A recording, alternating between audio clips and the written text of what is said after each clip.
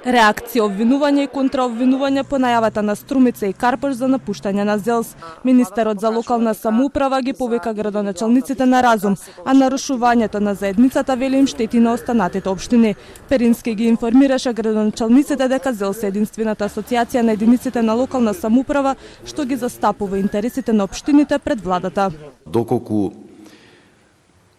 овој негативен тренд, да речеме, продолжи, навистина мислам дека само граѓаните на тие општини кои што би биле надвор од ЗЕЛС би трпеле. Не е добро и сметам дека ќе во периодот кој што ќе следи ќе има разум и дека ќе се коригираат овие одлуки, ЗЕЛС ќе почне да функционира онака како што треба да функционира.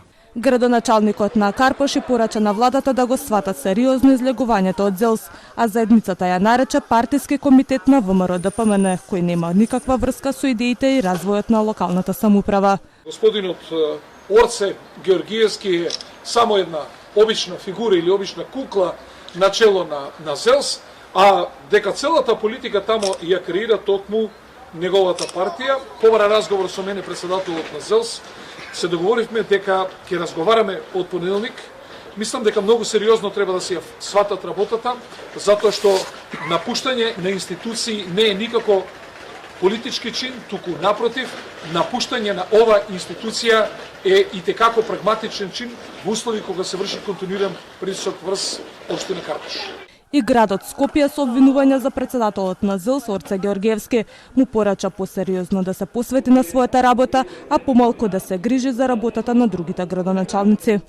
Ова лице како председател на ЗЕЛС целосно ја киднапираше и политизираше институцијата, поради што за прв пат по 50 години постоење градоначалници ја напуштаат оваа сега партизирана организација. Избегнувам да ја коментирам Арсовска, бидејќи сметам дека е завршена приказна за Скопје и скопјани. Го видовме нејзиниот потенцијал и она што го направи во Скопје, вели Орце Георгиевски за нападите од страна на градот.